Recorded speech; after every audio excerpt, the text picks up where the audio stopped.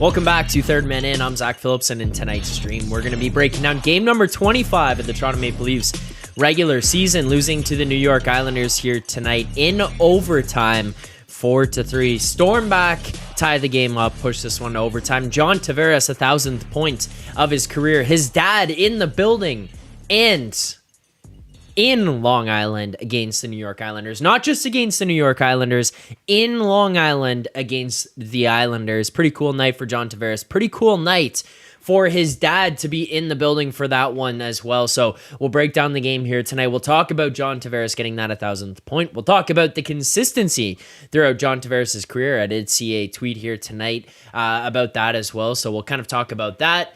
We'll talk about everything that's gone on here with the Leafs to get to this point, to tie this game up. We'll talk about some concerning stuff. We'll also take some calls here throughout the show tonight. So if you do want to call into the show, you want to give your thoughts, make sure to message me on Twitter. You can do that at Zack Phil, at ZackPhill on Twitter. Send me a message on there. I will answer questions. I'll take calls, whatever you want to do. Send me a message. I'll get a link out to you guys.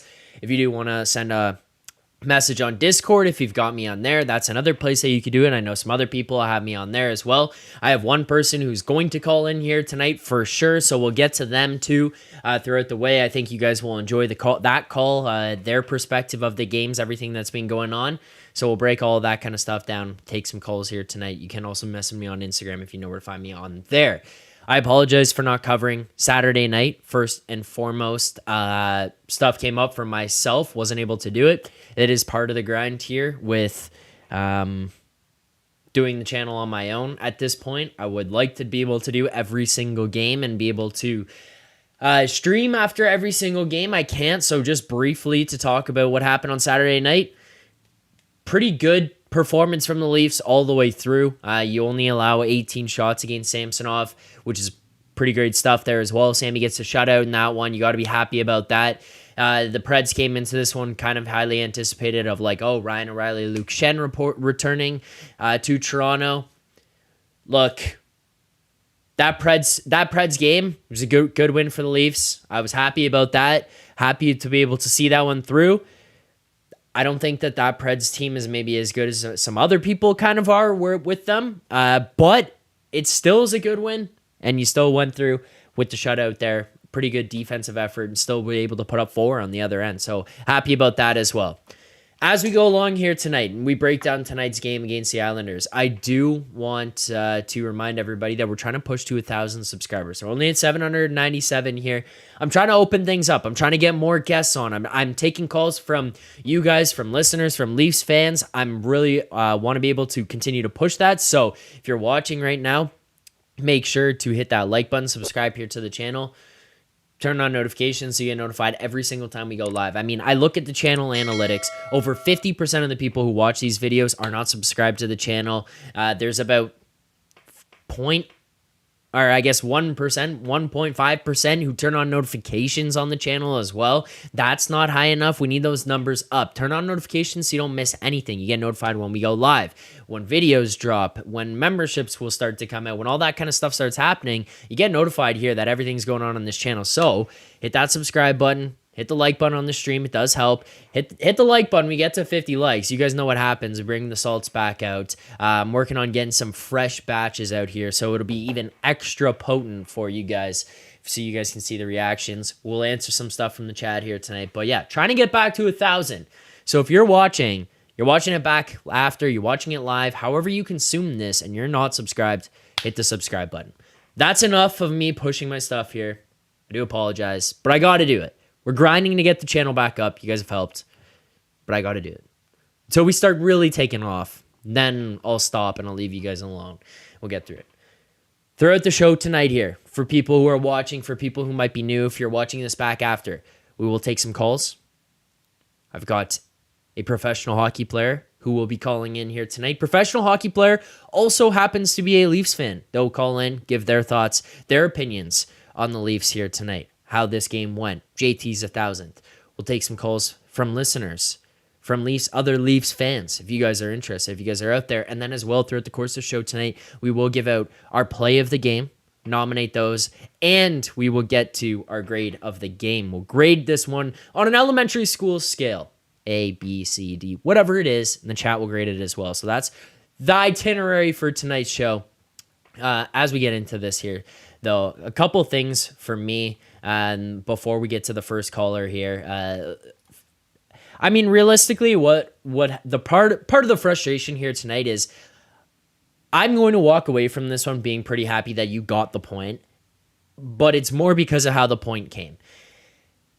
It's the John Tavares 1,000, and it's the 1,000 in New York against the Islanders. I will be very honest. I think they've got a right to be mad at him. I think they got a right to boo him. And let's be realistic here. It's professional sports. This is what it's all about. It's about heartbreak and frustration and booing and celebrating your guys and hating the other team's guys. That's what it's about. When Brad Marchand comes to Toronto and he gets on the ice and he touches the puck, Leafs fans should be booing him. Because of his history against the Leafs in the playoffs and what he's done to them to take away opportunities of them advancing further, what he did to Timothy Liljegren, whatever it might be, that's a guy you should get booed. You boo these guys. It's part of the passion of the game. So I understand why they boo him. I understand. It's especially understandable after what just happened with Shohei Ohtani here in Toronto. And 2 years before that, what happened with Kawhi Leonard. Now, mind you, Kawhi Leonard did bring a trophy to the city. JT never brought that to the island.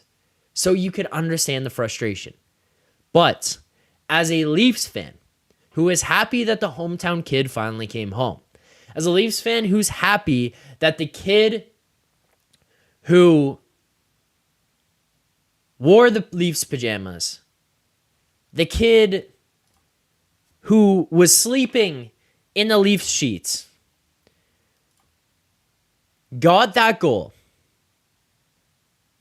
or got that assist, that ties the game up to get his 1,000th point against the team that he left, that hates his guts now, despite the fact that he was a captain there for many years to start his career. It's pretty cool to see, because from our perspective, we are so thankful to have that finally happen. You keep looking and hearing about all these guys who they'll finally come home. When will we finally get the Toronto kid to come home? Well, you got him. You got the kid who decided, I'm going to go home. I'm going to play for the team I grew up dreaming of playing for. That's been my dream my whole life. Rightfully so, the Islanders fans hate his guts. But as Leafs fans, I think you could not be more happy to see how that one went down. I see HurtLocker66 saying, when Sundin left for Vancouver and scored the OT winner, Leafs fans cheered him. That's a different situation, because when he went there, it was not him choosing to go to Vancouver necessarily. He went to Vancouver in that situation more because the Toronto Maple Leafs kicked him out the door.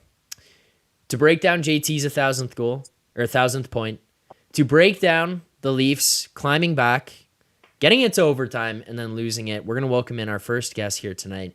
Let's hit the music. We're going to have to go right to ludicrous speed.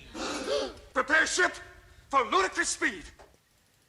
All right. Welcoming to the stream. Welcoming to the Third Man In channel for the first time. Welcoming back to my channel, if you guys have watched before, if you watched in the playoffs last year, Jordan Sambrook.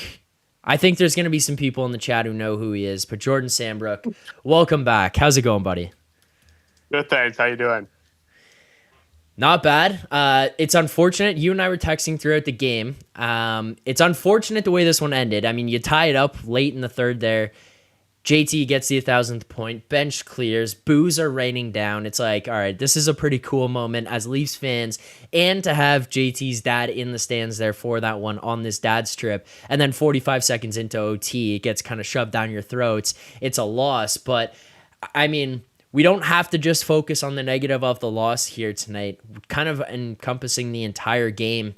and JT's 1,000 points and stuff. But we will start with the 1,000 point. What do you make of that, and how cool of a moment do you think that was?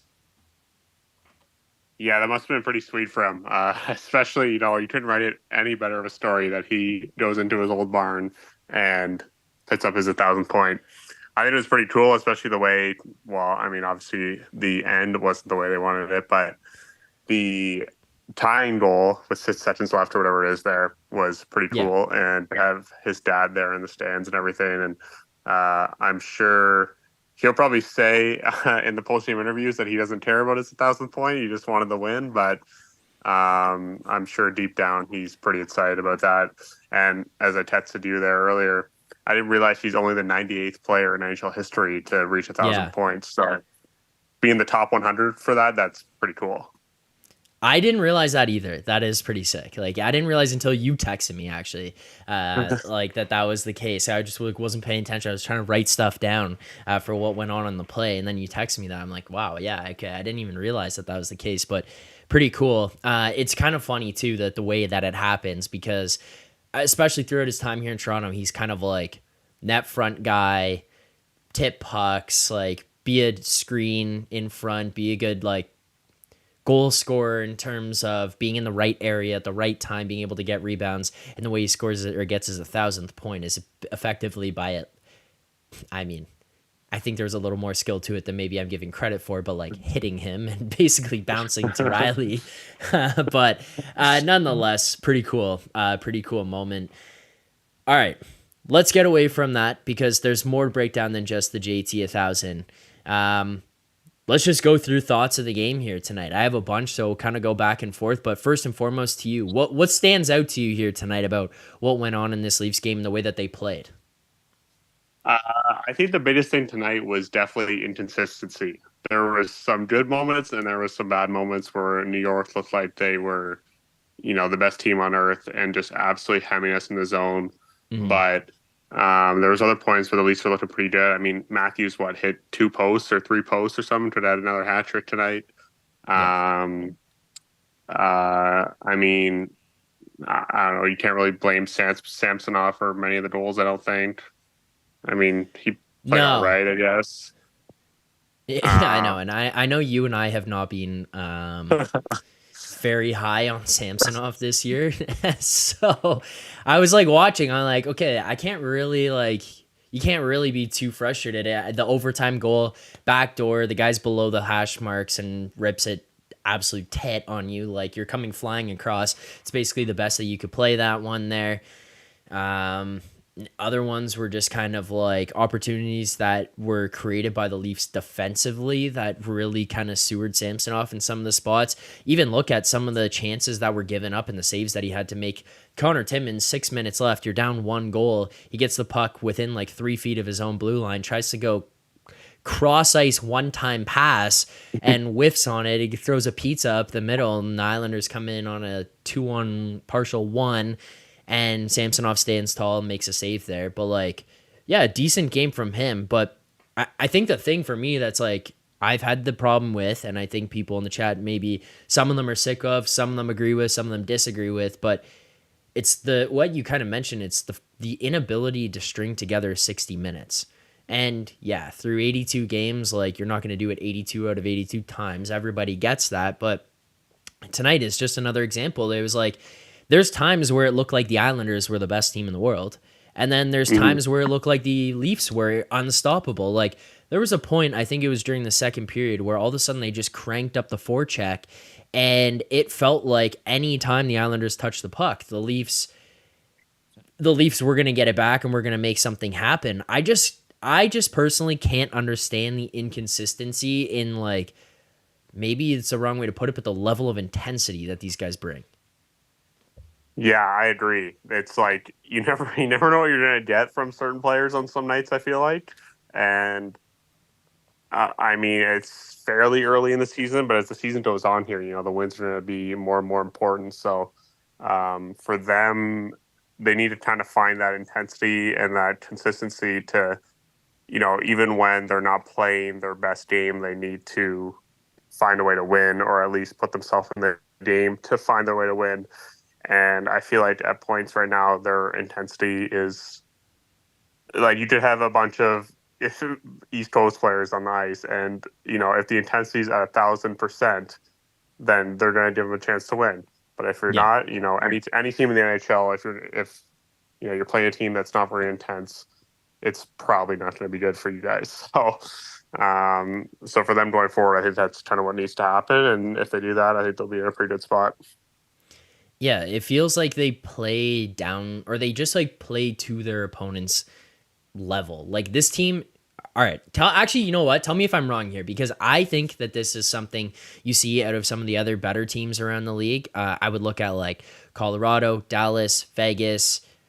Like Tampa's kind of hard to pick out because they're struggling a little bit right now, but like Florida, Boston, these teams, they have an identity, they have a way to play, they have a structure, they have a system, and it does not matter the level of the other team or the way that the other team plays. They basically show up every night and they're like, we're going to play Boston Bruins hockey. We're going to play Avalanche hockey. We're going to play whatever. And some nights it may work, some nights it may not. And then you just continue on and you don't say, oh, fuck, like we can't do that style anymore. You just roll back and say, maybe we got to make some tweaks to the way we play, but we're going to figure it out moving forward. What do you make of the Leafs right now? Does it like I feel like they just don't have an identity in terms of the way that they're going to show up and play every single night, and they just try to adapt to the way the other team plays. So first, I guess a two-part question is like, do you kind of see it the same way? And the second part would be, do you think that they could have success playing and conducting themselves that way? Yeah, I do see it the same way. Honestly, I think they think like, oh, let's hope Matthews and Nylander and Tavares and Marner Yeah, put up 8 points tonight, and hopefully we win. yeah, Um, I do see it that way. Obviously, they're good players and they can kind of do that. But yeah, I agree. It's kind of like playing teams like you mentioned there, and like even like LA, for example, this year has looked really yeah, good, and the Islanders, no one on their team's gonna make the All-Star game if you just had a top 20 vote. You know what I mean? But they play solid hockey and don't give up too much from grade A chances. So. I don't think, honestly, maybe that's why the success hasn't been there in the playoffs because these teams are playing in the playoffs have, a certain identity, and the Leafs are just like, oh, we're facing a team that's very offensive. Let's just try to play defensive tonight, or we're playing a team yeah, that's very defensive, so let's try and score a lot of goals tonight. It's just like that's the way I see it as well, and I mean, hopefully that can change from my personal experience and seeing other things, the coaches stick to their game plan. So, I mean, whatever game plan Keefe kind of has, that's the way they're playing. So, in my opinion, I don't think it's going to change drastically. So, hopefully, it works. But I guess yeah. we'll have to wait and see. Yeah, I just don't get it because it's like there's nights where even tonight throughout this game against the Islanders, it felt like they were trying to figure out how they were going to play this game as the game went on. Like it started and they're like, they go into it reading the newspaper like, well, the Islanders are a slow, boring team. Like, let's play slow, boring hockey. And then they play like that through the first period. All of a sudden, the Islanders come out. I guess it was late in the first. They score the goal to go up 2-1. Early in the second, they score the goal to go 3-1. And then you're sitting there like, holy fuck, they decided to score. Like, now let's ramp up our intensity and we're going to be a super offensive team. And then the Leafs brought that kind of through the remainder of the second and then into the third. And then you're like, why don't you just play like Leafs hockey the whole time? Like, no matter what that brand is, just like pick it and play it from minute 1 to minute 60 and play it every single night. And I feel like that it'll start to translate to success, but it blows my mind because I just watch some of these other teams that I feel like are legitimate contenders every single season. And I'm like, it doesn't matter who they play. It's basically like they play the same way, but they just have like on night, off night, and then you figure it out in between, but they just stick to an identity. So I don't know. I guess like to that point though, I'll ask you, do you think that it feels more like the identity of this team would lean towards like being a super offensive team? If they go to that and they stick with that, can they succeed with that? I mean, I guess it's possible, but they need to show up every night and score, 5+ goals, maybe 4+ goals a night. And, you're going to get in the regular season the odd time where you're not going to score. But for them, if they're going to play that way, they got to, bring it every night and make sure the power play is clicking because that's obviously the biggest Yeah. thing for the power play is good, but that goal tonight was disgusting, the power play goal. Yeah. But but they have to make sure that's going every night because that's obviously one way that that's one way the Leafs are very good and can be very successful at. So I think it's possible. I mean, I don't know if it's sustainable, but definitely possible. And with the guys they have, obviously on paper, you say the core four and Morgan Riley is pretty offensive too as a D man, puts up quite a few points and provides a lot of offense. So I, I don't know. I think it could work, but you got to bring it every night to make sure you score a few goals. The chat, by the way, is saying you sound like John Tavares. Are they? I'm trying to read the chat here. I pulled it up on the TV. I'm gonna take your name off the screen and post tomorrow clips and say exclusive post game interview at JT. I don't think I sound like him, do I? I don't think you do either, but there's a comment here about that. Sammy, there's a comment here. I gotta get to this. This is not game related. What the fuck was that anthem singer? I was trying. Was that not insane? I literally just turned it on, and I hear it, and she's singing the last line of "O Canada" like before she got to "God Keep Our Land." I'm like, what is going on here? I had to like double take and try to see if I'm listening right, and then. Oh my god! I hope everyone took the under on that anthem time because that was the quickest anthem I've ever heard. Okay, so she had a good voice. She had a good voice, but yeah. it was really quick. But it was. I'm in the kitchen and I hear it start, and it was like, oh, quick pace to this one, and then it was like, holy shit! Like, oh Canada! I'm like, no surprise she forgot lyrics. She was flying through it, and then I'm like, all right, maybe she was just rushing the "Oh Canada." No, she flew through the U.S. anthem too. I was shocked. Yeah, that was a good start to the game. It was a good start to the game. All right, well, I kind of teased the fact that we haven't necessarily been too high on Samsonov. Joseph Woll was playing out of his mind. And actually, he was playing out of his mind even in the game that he got injured the other night, where he suffers the injury late. Martin Jones has to come in with about 8 minutes left.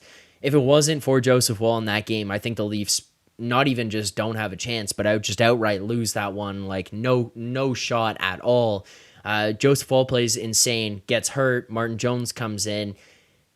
You were person who was texting me earlier in the year being like, it's time for Martin Jones to get a shot because Samsonov was really struggling. So I think that's a fair point, like based on the level of play there, but Samsonov had still not yet figured things out. All of a sudden it gets to a point where it was like, you got to figure it out because it's you and Martin Jones now, brother. Like, Joseph Woll is injured for a little bit here. Do you have confidence at all that Samsonov can figure this out? Like, we saw him do it for pretty much the whole season last year, but it's not like he's carried this over year after year after year throughout his career. There's a reason Washington moved on from him. He struggles to start this season, but now it's a shutout. Mind you, 18 saves, but a shutout coming off the game against the Preds. A loss here tonight, but it wasn't really his fault. Like, I don't think he played terribly. I don't think he's going to look back with the goalie coach tomorrow morning and say, oh, wow, that one was brutal on any of these goals here tonight. Do you have confidence in Samsonov? Can he turn it around? Can he be the guy? Can he be a good B? Like, what are your thoughts on the goalie situation right now? And should Leafs fans kind of be panicking with what they're facing in net? I think I do have confidence in him, especially after the last two games. Like I said, like you said, the shutout and tonight's game. They play tomorrow night against the Rangers, right? Yeah. So So I Martin Jones will go. assume, yeah, I was gonna say, I assume Jones goes tomorrow night. So I don't know. I think if Jones plays like unbelievable tomorrow, I what I assume they'll do is Jones tomorrow and then Samsonov in the next game. I'm not sure when their next game is, um, but Checking. if Jones plays really well tomorrow night, then I think the confidence is even higher in just the goalie tandem as a whole. Because I'm Wall, what was it, a high ankle sprain? I think they said. Yeah. Um, so that'll probably be at least probably a month. Um, Yeah, because so that's what yeah, Liljegren has right now as well, high ankle sprain. oh, okay, yeah. So I think I don't know if Jones plays well tomorrow night. I think the confidence in the goalie tandem will definitely go up, and definitely good to see. I mean, Jones is an NHL goalie. He's played quite a few games in the NHL, obviously. So I'm sure he'll be ready to go for tomorrow night, especially I'm sure he's thinking like, hey, if I play really well here, Samsonov's kind of been struggling in the past here. Like, I could get myself in the starter role for the time being, really. So I don't know. I just will see how tomorrow night goes, um, but I'm not fully panicking yet. Yeah, I'm a little bit like this is kind of one of the things for me, especially with when you see with this team is like I unfortunately wasn't able to do the show on Saturday. I'm sure if I had been able to do the show, I would have talked about how well the Leafs played against the Predators. But my takeaway at the end of it, which I'm sure is kind of where you and most Leafs fans are at after these, when even when they play really really well, is like, yeah, this is a great game. Can you do it another game in a row here? Can you do 3 in a row? Can you string together 4, 5 in a row of these? And that's kind of the same takeaway I have with Samsonov. It's like, yeah, great game on Saturday against Nashville. You played well. You played fine here tonight. I'm not going to sit here and say you played great or you played terribly, but you played fine. All right, now can you put this together? Can you make this a little bit of a run here where you're going to be an above or an average to an above average goalie? Because to start this season, let's be honest, he fucking stunk. Like he stunk. and there's no way around that. He did. And it wasn't good enough. So I think where he's at right now, I think that the last 2 games should at least give him some confidence. But here's the thing, and I see a comment about it there. I don't remember 100%. Was he the goalie with San Jose when they went to the Cup? I know for sure he was with them with San Jose for multiple conference finals runs. He's an experienced goaltender. I was pretty surprised he didn't get picked up this summer and the Leafs were the team to be able to grab him. I'm not too worried either. I think there's a shot that behind a decent team here, Martin Jones could look pretty good. So, yeah, and he's definitely going to go because they play the Rangers tomorrow in New York. They play Columbus at home on Thursday. It's too tight of span there for Sammy to get jammed up into a bunch of games. So, I don't know. I think I'm fine. I think I'm fine with it. But yeah, the goalies was one I was ready to ask you about because you were not a big Sammy fan earlier on in the year. But again, I'll just remind people, if you're watching right now, you haven't already, hit the like button, subscribe here to the channel, turn on notifications to get notified every time we go live, drop videos, anything like that. Sammy, any other takeaways from tonight's game? Anything that like stood out to you? Um, I'm not too sure. I'm just looking at Martin Jones' stats right now. He's played 63 postseason games, and he has a 917 save percentage and 236 goals against average, and he has a record of 32 and 27 with 6 shutouts. So I mean, this guy is not an American League goalie. This guy is an No. NHL goalie. So I don't know. I think no one should be too worried. Obviously, I mean, he hasn't really played at all at the NHL level this year, but yeah, shouldn't be too, or he has 1 game, I guess. I'm seeing Yeah, on the actually, stats now. you know what, too? I'm just seeing in the chat. I'm going to double check it because I don't want to just run with it here. But he had 27 wins last year in the Was NHL. Seattle? Yeah. And he went to the Yeah, second round. Like, I mean, I guess he's 33. Like, is that your detractor? Is that why people didn't sign him this summer? I don't. It's not like he was incredible, but like, Yeah, he hasn't been in the oh, American I don't League know. since 13-14 before this Yeah, year. he had a 900 save percentage with Philly. He was 887 last year. Okay, yeah, I mean, I guess like it's not great, but like, it's not like this guy's being a terrible goaltender. So 875. Yeah, 27, 13, and 3 with Seattle last year. And then in the playoffs, oh, he only had one game played in the playoffs. They must have played Grubauer in the playoffs, probably. Yeah. He had 1,000 save percentage in the playoffs, though. So he probably Oh, he wow. probably went in a game and yeah, didn't get scored on. So, but yeah, I feel fine. I feel fine with him going in there. I think that this is kind of one of those good depth moves by Tree Living in the summer. And that's kind of going to lead me to the next question because I don't think there was too much like in tonight's game that jumps out one way or another as really good or really bad. So it's going to kind of be more main takeaways. But I've been pretty happy with some of these depth signings that Tree Living's made. I know that for myself, like it drives me insane when I read or hear some of the stuff that some of the Duba sites over from the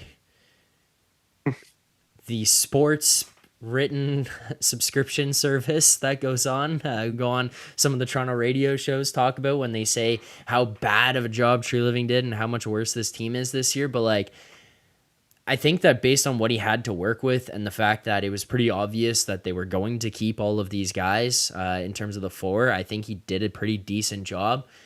I don't think he's done on the defensive side of things, but like Benoit, Lajoie, Lagesson, guys you bring in here as defensive depth, they've slotted in over the last, month and a half, 2 months here now. They've been pretty good pieces. I'm really impressed with Gregor. I mean, Domi's kind of found his rhythm here with this team and on that third line. Reeves, we can all admit, I think swing and a miss in terms of the contract at least. I think having the guy in the room is probably beneficial, but contract, yeah, whoopsie daisies, like that's a bad one. Klingberg, not great, but guess what? You're already out of it. What do you kind of make of the work that Tree Living did in the summer? And most importantly, I guess kind of the depth pieces, because I think those are ones that are having a little bit more of an impact right now. Yeah, I agree. I think he did a good job. Obviously, as the Leafs GM, with 2/3 your salary cap tied up between 5 players, basically 5, 6 players, you gotta be a pretty good thinker on your feet, I guess you could say, and be able to sign these younger or depth pieces for league minimum to $1 million, and hope that they can step in and play. Obviously, like you said, Benoit is looking pretty solid as like a gritty kind of defensive defenseman, and no one's gonna see his name on the stat line, but as a fan, you can kind of appreciate what he does. And even Timmins, my buddy Connor Timmins, he's been Yeah. since he's been back, he's been pretty solid. You kind of know what you're gonna get from him every night. I feel like he's pretty good offensively. Might make a Moves few the puck pretty turnovers, well. but Yeah. yeah. He's But good for like one whoopsie daisy a game. Like a one like holy shit, what just happened? And then like outside of that, you're like, yeah, we got a pretty solid game out of him. Moved the puck up ice well, got in people's way, bumped into guys in corners, pinches well, reads the offensive zone really well. Pretty good carrying the puck to the neutral zone. And then you just get one hot and ready in their own zone once a game, and then you just figure it out from there. exactly. But yeah, Noah Dreger, I think has been the best one. He's been unbelievable. He plays really hard. Guy can skate like the wind. I've never seen a guy skate so fast as him. He should be like, I'd like to see him and McDavid in like an end-to-end race. That might be close. You know what's actually nuts too, to that point? There are points in time where he is like, okay, when he comes out over the boards for the change and it's in the second period. So he's like kind of hops through the middle, but he's at the far end near the blue line when he comes on the ice. And then the defenseman in the opposite corner hits him like cross ice, 2-zone pass, and he's standing still. This guy has an insane ability to be able to go from just dead still to like flying by defensemen. I think he scored 2 of his 3 goals or whatever it is this year by doing that. He's standing completely flat-footed, and he just does like the minor hockey where, you know, when you're like standing on the line, you do the what do they call it, like skating stance, and then you go like high knees like 3 times, ripping over, and then you turn and go up ice. Like it's like he does that like at the blue line. He just burns by guys. Oh yeah, he can fly. But I mean, honestly, I think he did the best he could. He signed the 2 free agents all Leafs fans wanted in the summer in Bertuzzi and Domi. Literally, Yeah. you know, no matter, they've kind of found their game. Domi maybe a little bit more than Bertuzzi, but you know, in the summertime, we're all dying to sign these guys, and so he did that. He got the depth pieces. I mean, I assume he's done a trade for a D-man here soon. I'm not too sure, maybe a pick or a younger guy, and see what it ends up being. Because you wouldn't, I mean, if you're getting a D-man, I don't think you trade away any of the current D-men, unless it's going to be like Benoit, Lajoie, or Lagesson if the other team wants them. But yeah, I think he did a good job, and you know, for the team, the way it's constructed with, like I said, all the money in their top guys, it's pretty well done. So Yeah. Also, this comment is just offside. Meg here saying Noah Gregor has McDavid's speed with Marty Marinson hands. His hands are his hands are better than that. Come on, Meg. Marty Marinson, oh, I forgot about that guy, but he just flies down the lane and he does that little like backhand to like pull his forehand and just goes shelf every time. Yeah. So it works. And shootout too. He scored a couple shootout goals, I think. Yep. Yes, he did. The one that he scored was so disgusting. I said it to my buddy. The one that he scored was the game winner against the Panthers when they scored the winner that was like double tapped in. And then he was the very next shooter, and he just goes down the other side, goes out wide, left hand down the left side. And as he comes back across, he goes short side tit. Like, he's got a pretty good shot too. I will say he's just like, he doesn't have the ability to put it all together for 100% of a game. Yeah. All right. Well, I'll ask you about Bertuzzi here too. I don't know how much time you've got, but I'll ask you about Bertuzzi at least. You kind of said like, yeah, Domi's fitting in a little bit better than Bertuzzi. I think like the one way I kind of had described that third line is, I don't think Domi necessarily is like, this guy works really well in your traditional bottom 6. I don't think Robertson is a guy that maybe necessarily does that either. And we kind of seen that from Yarncroke, especially here being in Toronto. And what I kind of mean about those guys is like, they're good supporting role guys and they work well together, or they work well with like your first and second line guys. You see how well Yarncroke played last year when he was doing it in those spots. You see how poorly things had gone for Robertson when he was playing on a traditional third line with like Engvall, Kampf, Mikheyev, those kinds of guys around him. Not as familiar with where Domi was at previously, but you see him in Dallas going with guys who are kind of upper echelon players and how much he excelled there with them. You put all 3 of those guys together and it's like, hey, these are all just like better than third line players, but probably not really solid second line guys, but they can play that third line really well. And it feels like they found their role. Bertuzzi feels really off and on.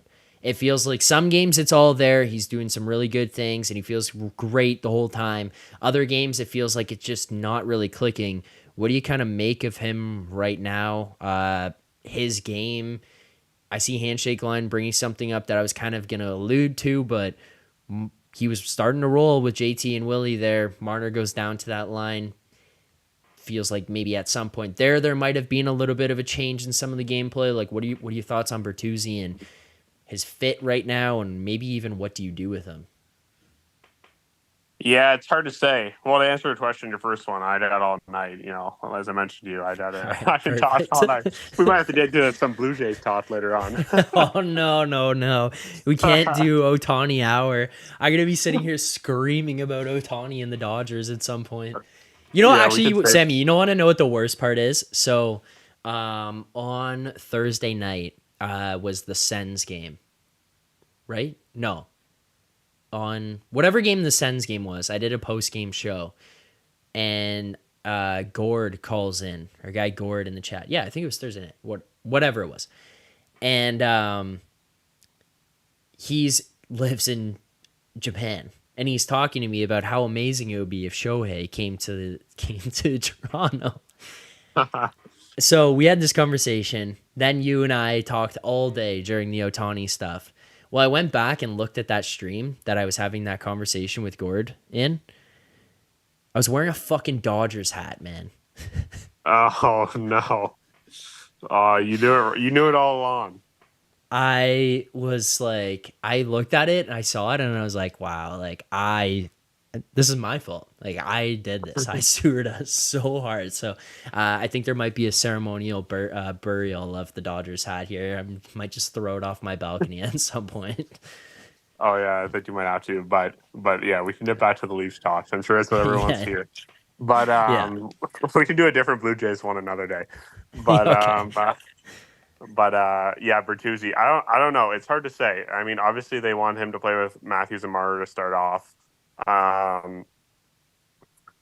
It's weird. He's the type of guy I feel like that can play on every line. Like he's got a bit of grit in him that he can play like third, fourth line. I don't obviously know he doesn't want to play on the fourth line, but if you could almost, it's hard to say. But I just said the problem is if he dropped.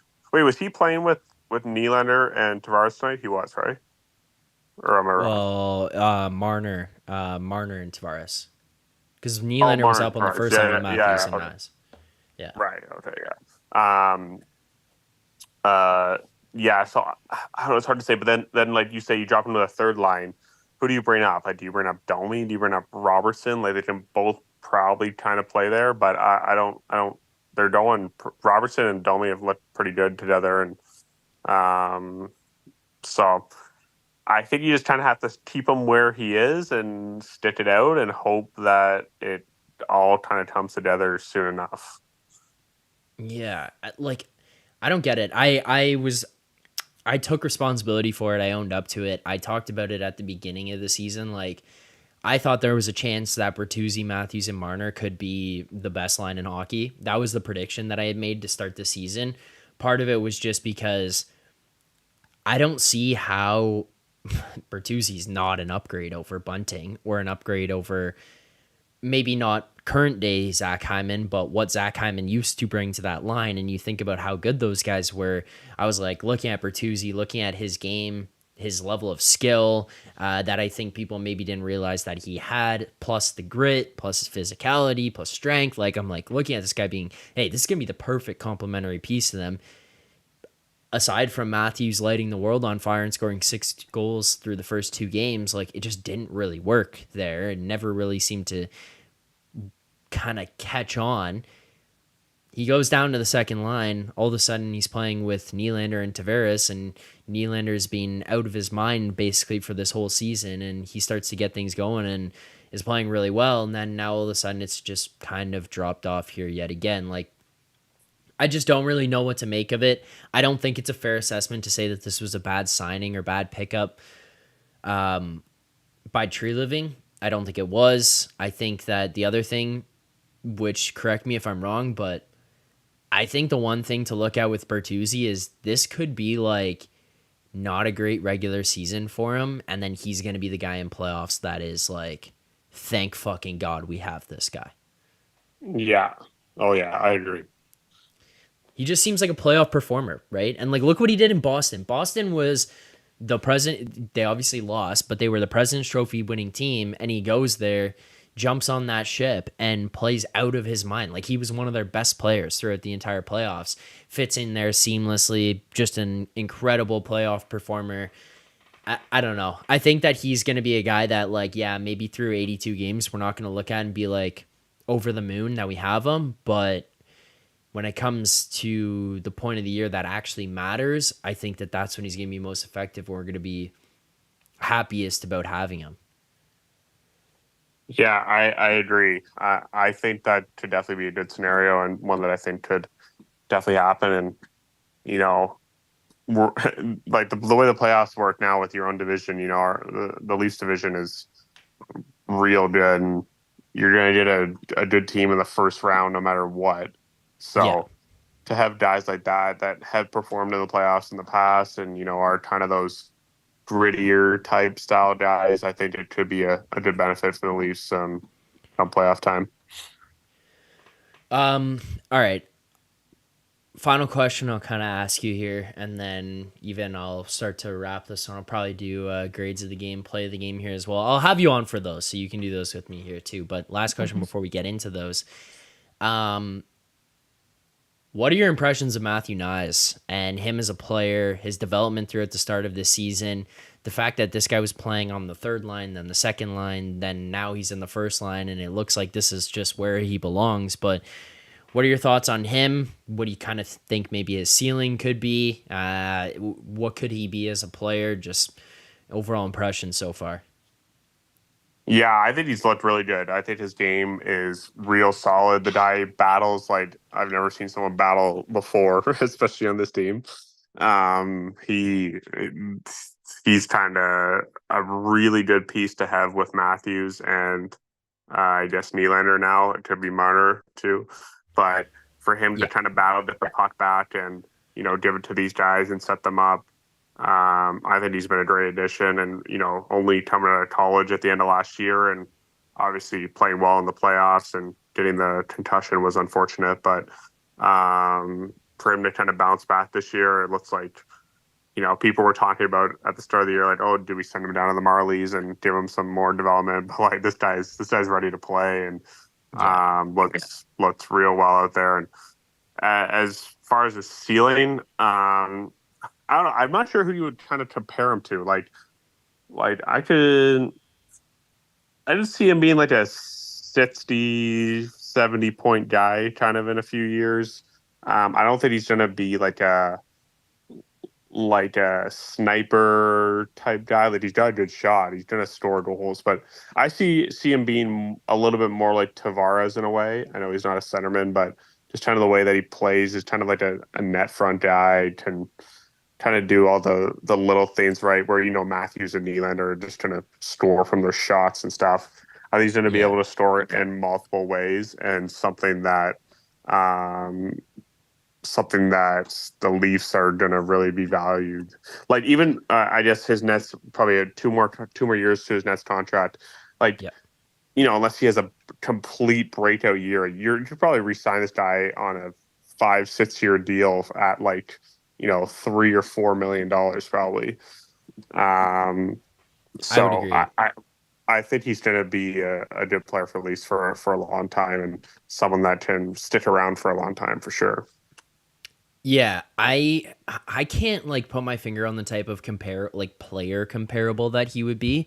Part of the reason is like he's a big, strong, power forward type of guy, but I can't really get a grip on like what is his level of physicality going to be? Like, is he going to continue to add to it? Is this maybe the peak of it? Is he going to get stronger? Is he going to hit more? That kind of stuff. I think he's really, really good at the corner battles, battles along the boards. Like he goes into those and approaches them like Matthews does, but just with a little bit more physicality. Like watch the way he attacks sticks when he goes in on one-on-one battles or corner battles and stuff. And his ability to kind of recover pucks and come away with them. Like he's really, really creative with those. He attacks well. He plays with intensity, which I think is pretty awesome, especially on that line, because like Michael Bunting on that line was just a little bit like, I don't know the right way to put it, like a loose cannon perhaps, and not as much like IQ or skill necessarily. Knies has the IQ, he has the skill, but he's got like that physicality, go win battles, get the puck to Matthews kind of thing. And the one that was like one of the plays that was awesome in the Preds game, I'm sure you saw, was he skates out to the neutral zone, hits the guy, knocks him over, knocks him off the puck. The puck bounces back to another Preds player as Matthews is coming out of the zone, knocks over that guy. Another Preds player comes in to pick up the puck. Knies turns around and then he levels that guy, and then Matthews and Knies head up the ice going the other way. Like I think that those two together could be a very strong power forward duo. I can't really put like a finger on who Knies reminds me of or could be as a player, but I think that this could be like the true power forward that the Leafs might be missing. Like, you had JVR, but like he's not like a power forward per se in terms of physicality and strength and stuff, but maybe this is like the what they wanted Wayne Simmons to be. Like they thought they were getting like the OG Wayne Simmons when they brought Wayne Simmons in, and they were like, big guy, net front, power play, like good hands, physical. It's like, all right, well maybe Matthew Knies is like what Simmons was at the beginning, just minus all the fighting. Yeah, seriously. And I think it's so nice that they finally drafted a guy like this and have kind of let him develop through college and stuff. Like, we have a lot of guys that we drafted, but they're all like Matthews, Nylander, Marner, like, and also Wall too. Like, I feel like it's so nice when your draft picks end up working out well. Playing on your team. Yeah, legit. Unlike me. But didn't work out too well for me, but that was not a shot at you, by the way. I was not sending a shot at you. I guess Detroit could have hit someone better. I guess I don't know, but it's their development system. They didn't do a good enough job. Who knows? Who knows what it is? But yeah, when the draft picks end up turning out pretty well, then it's nice to see. Yeah. I don't know. I love Knies as a player. Again, like I said, Bertuzzi and Matthews, Marner would be the best line in the league when at the beginning of the season. I was wrong. It doesn't seem like Bertuzzi's going to work with that first line in any sort of capacity. I also think that it feels like we're getting to a point here where Nylander, Matthews, and Knies are starting to get into a rhythm. Marner and JT are starting to get into a rhythm. Maybe Bertuzzi just can't play with Marner because it didn't work for him when he was on the first line together. He goes to the second line, plays with Nylander and Tavares, starts to figure it out. Now Marner goes there, and now Bertuzzi's fucked again. Like, I don't know, but we'll see. We'll figure it out as it goes along. But, I mean, yeah, I love Matthew Knies as a player. I think this guy's incredible. All right, we got two things to go through here to kind of close this one out, or at least recap the game here tonight. But first and foremost, let's do our play of the game.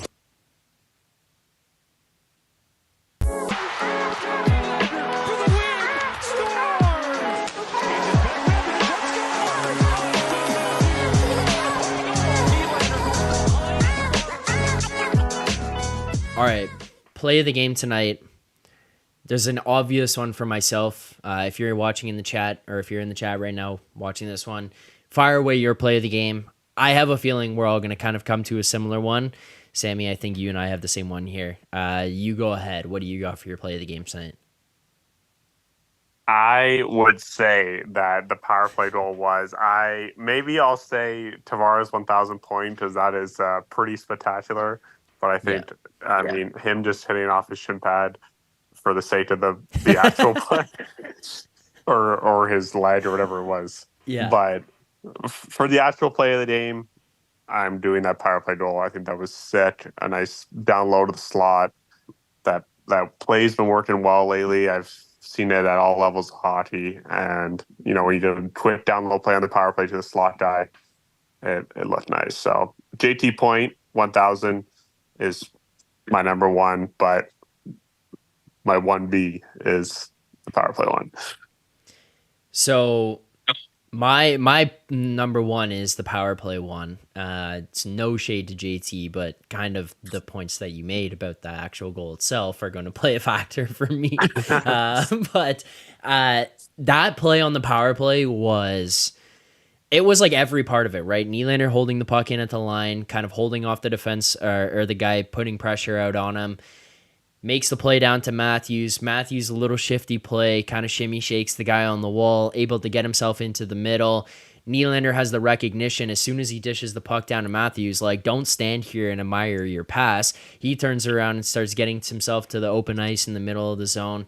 Matthews has a lane too, by the way. Like, if you're going to watch that one back, he has a lane, but he recognizes, I've got a lane. Nylander's got an even better one. And Nylander, as soon as the puck gets to him, though, which this also underrated part of this would not have worked had Nylander not done this. He doesn't take a second at all to touch, like to hold on to that puck and like look around. He basically gets it and just right down to Marner. And as soon as it gets back down to Marner, Nylander continues to crash through into that spot. Matthews splits across and continues on his pathway to the other open ice, kind of in the slot area, and Marner just dishes it right back to him. It was tic-tac-toe, but he was just like also nice little plays by each individual leading up to that for it to all work together, and then Matthews goes tit from the slot. Like it's a good way. It's a great goal, good way to open up the game. Honorable mention, 100% goes to JT. I'm going to try to find this really quickly here, but there was also a tweet here tonight about John Tavares and like the consistency in his career. And it was effectively comparing like the first or like his time with the Leafs, the last, I guess, what's he been here for now? This is his 6th season with this Leafs team. And then it was comparing his last 6 years with the Islanders, his shots per game, assists per game, goals per game, points per game, power play points per game is the exact same. And what that kind of just said to me was like, people get mad about the payment that was made to JT. I will say, like, I don't think it was an overpayment. I think that the argument, if you're going to make any would be that it was maybe an unnecessary signing. And what I mean is, like, maybe you could have just chosen to get a lesser player and sign him for less money and decided you were going to go a different route. But for JT here, like, that was his market value. In fact, it was actually a little bit higher. And we paid him for the player that he was in the Islanders, and not really, like, looking at him being like, wow, this guy's going to get so much better through age here. And he's been the exact same player that he was in the last 6 years of his Islanders contract as he has been through the entire time he's been a Toronto Maple Leaf. Like, those stats to show you all of those numbers and those percentages being the exact same with the Leafs as it was with the Islanders just shows you the level of consistency this guy has had. Pretty amazing career for him. As you said, Sammy, 98th player in NHL history to hit 1,000 points. Really cool. And for that to happen here in the Island tonight, with whatever 6 seconds left was to tie the game, like, regardless of shin pad or not, it's 1,000 points. It's a pretty cool moment. So I think that that's a worthy honorable mention for sure. But final thing we'll get to here, grades of the game. You want answers? I think I'm entitled. You want answers? I want the truth! You can't handle the truth! All right, grade. I want everyone in the chat to send yours as well. We'll go through them, kind of see where the chat ranks compared to us. Sammy, you've been on with me before. I know you've watched the show as well. What is your grade of the game tonight and why? I am giving it a B minus, I would say. I think there was good points. I think there was bad points. Obviously, no win, overtime loss, which is 1 point, I guess, not the worst. But I don't know. I just think, like I said earlier on, there just needs to be more consistency.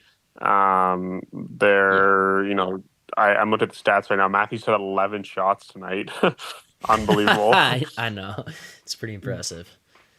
Morgan Riley had 5 shots. John Tavares had 1 and 1. Nylander had 2 assists.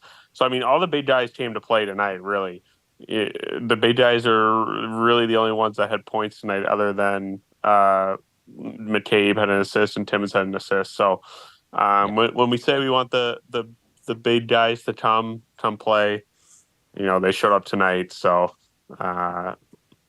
B minus, because of the no win and the inconsistency in the game. Yeah, I think I'm going to be a slight, I don't know. I think like slightly higher, maybe at the B, like probably could be at the B minus, but like the B is just because Matthews' 11 shots on goal is staggering. I keep like looking at this. I'm like, what the hell? 11 shots on goal, and that obviously doesn't even count the 3 posts that he hit, and then a couple of opportunities that he had that were deflected up over the net. Like, This guy was all over it here tonight. As you said, the big boys come to play. They put together that incredible power play goal. JT gets 2 points, gets his 1,000. That's a pretty cool moment. You fight back, you tie the game up, but like you shouldn't have had to fight back like that, especially because you open the scoring up here tonight. You're up 1-0. You give up 3 straight. These are the things that I talk about when I'm talking about why I think this team is not necessarily built or ready to be in a position to have long-term success when it comes to the playoffs and like win 2, 3, 4 rounds that it takes to lift the Stanley Cup, is because there's so much inconsistency in goaltending, inconsistency from shift to shift and period to period. Like, these guys will be a different team coming out of the locker room sometimes, and it's not even per game. Like, it's just like you go in for the first and they decide they're going to play slow and defensive, and then they come out in the second, the Islanders say, hey, let's play fast, and the Leafs are like, yeah, let's play fast here, and then like the hell are we doing? Just tighten it up. Let's figure out what Leafs hockey is, and let's play Leafs hockey, because I think that that's going to allow you to have more success. But I keep looking at this 11 shots on goal. This is absolutely nuts. Also, like, Samsonov, by the way, 862 save percentage. I know you and I said, like, we don't think you played terribly tonight, and this one's not his fault. I still don't think it is, but 862 is not very good. No, I think you gotta be 900. I think that 900 is respectable. Yeah, I think 900 as well. That's kind of where I looked at with the team before. Was just saying, like, even in the playoffs with some of these guys, like, you get Freddie Anderson, you get Jack Campbell in those spots, and it was like they're dipping below 900 in the playoffs. That's not really a recipe for long-term success. Leafs put up 40 shots here tonight. You held the Islanders to 29. That's kind of the team that they are, though. It's more high danger opportunities than it is volume of opportunities, but 862 for Samsonov, not the greatest night. So I'll go with a B. You did get the tie. You get the awesome moment for JT getting 1,000, but outside of that, like, show me some consistency. Let's string some stuff together. That's I think that's it, Sammy. I do appreciate you calling in. You're welcome to any time. What's on the schedule for you? When's your next game? We play on Friday versus Orlando. It's looking like it's going to be my first game back. I was a healthy scratch this past weekend because, as you know, I need to get a little conditioned. So I got 2 weeks here to get my legs back underneath me, and should be good to go for this weekend. We got a 3-3, so hopefully for my sake, hopefully I get in all 3. I don't know if I will, but I mean, a 3-3 will definitely get me conditioned. It's all against Orlando too, so there should be some pretty good games, and yeah, so we'll see how it goes. But I am pumped to be back with Florida. Let's just say that. Yeah, I mean, I've talked to you about this, so I kind of had an idea. But wait, so you go 3? Is it 3?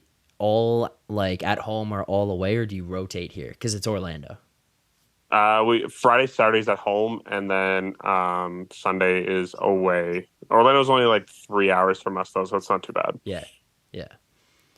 Fuck, what a banger of a weekend you've got ahead of you. The Paris Texas weekend out, and then I say, you know what, I'm gonna go lace them up.